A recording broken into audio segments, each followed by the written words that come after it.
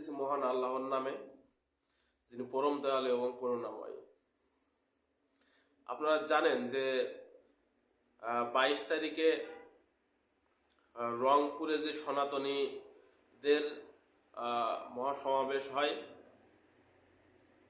সেই সমাবেশের কিছু কথা আমি আজকে আপনাদের সাথে শেয়ার করার জন্য এই ভিডিওটি করা।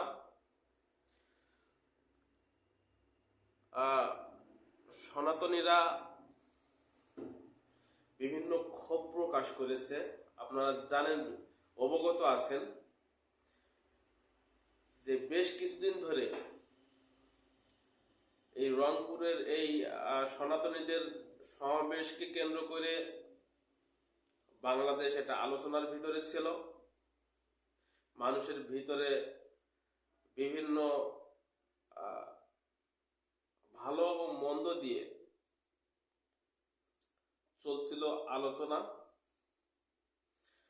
তো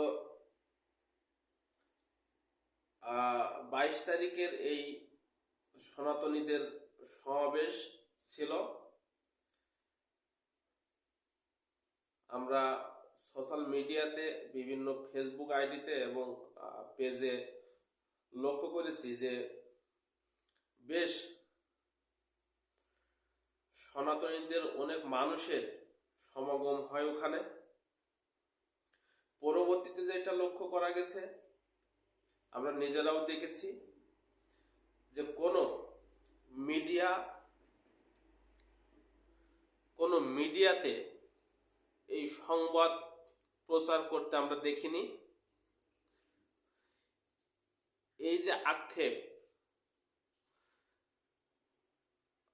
সনাতনী যে ভাইরা আছে তারা ফেসবুক এবং ফেসবুক পেজ থেকে বিভিন্ন পোস্ট করে সাধারণ মানুষের কাছে পৌঁছে দিয়েছেন। আমি নিজেও কোনো মিডিয়াতে নিউজ দেখিনি। তো হিন্দু ভাইদের কিছু কিছু পোস্টে তাদের ক্ষোভ প্রকাশ পেয়েছে। এক হিন্দু ভাই লিখেছে যে নির্লজ্জ মিডিয়াতে যখন এমন একটা সমাবেশকে তুলে ধরা হয়নি, সমাবেশে কি বক্তব্য হয়েছে, কি আলোচনা হয়েছে, কি দাবি দাবা নিয়ে কথা হয়েছে, কোনো কিছুই বাংলাদেশের মিডিয়া তুলে ধরেনি। অন্য একটা পোস্টে লিখেছেন যে কলঙ্কিত মিডিয়া। তো মিডিয়া, আমি জানি না যে এখন একটা রাজনৈতিক দলের হয়ে গেছে কিনা।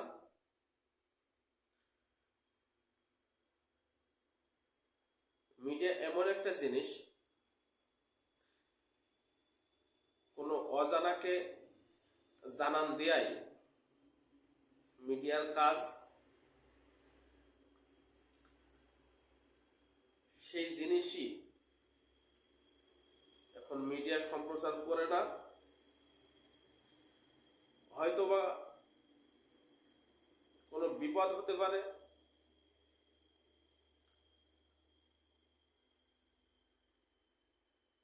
কোণঠাসা হতে পারে, তাদের উপরে ঝুঁকিপূর্ণ কিছু ঘটতে পারে, এরই কারণে হয়তো মিডিয়া নিস্তব্ধ। তো যাই হোক, মিডিয়া যদি এমন কোনো কিছুর কারণে মিডিয়া চুপ থাকে, তাহলে সত্যি নির্লজ্জ বাংলাদেশের মিডিয়া। এটা আমি নিজেও স্বীকার করি। ব্যক্তিগতভাবে আমি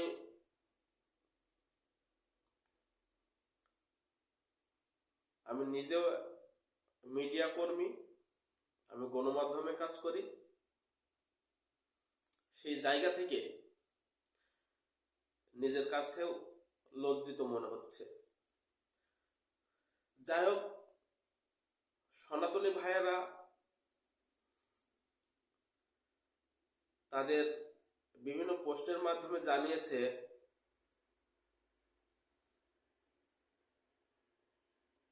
আমাদের বাধা সৃষ্টি করা হয়েছে, গাড়ি বন্ধ করে দেওয়া হয়েছে, থাকার হোটেল বন্ধ করে দেওয়া হয়েছে,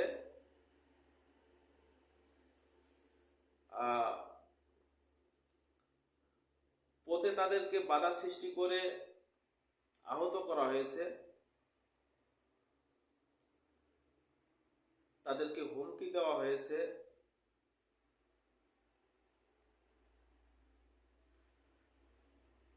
তো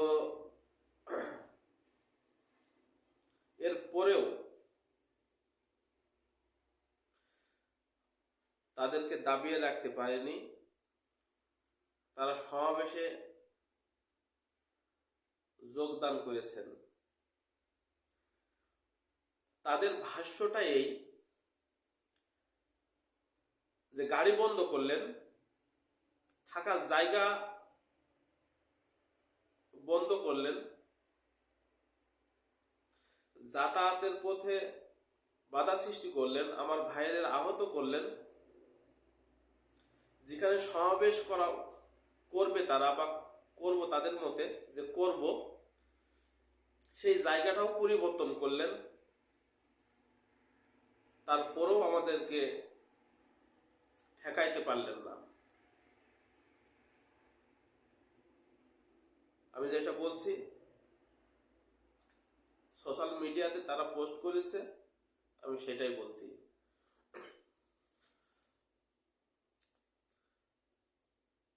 তো আমি মিডিয়া নিয়ে বলতে এসেছি, কারণ আসলে মিডিয়া নির্লজ্জ। আমরা জানি যে রংপুরের মাহিগঞ্জ কলেজে সনাতনীদের মহাসমাবেশ হয়।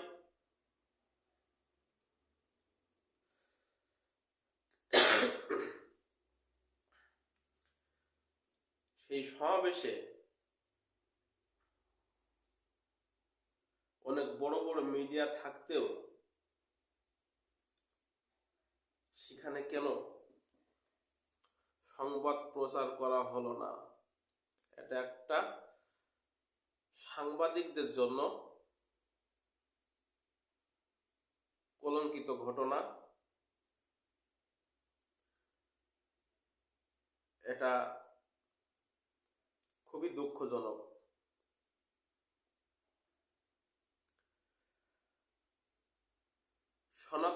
সনাতনীরা কিছু ঘটনা বলি, তারা ওখানে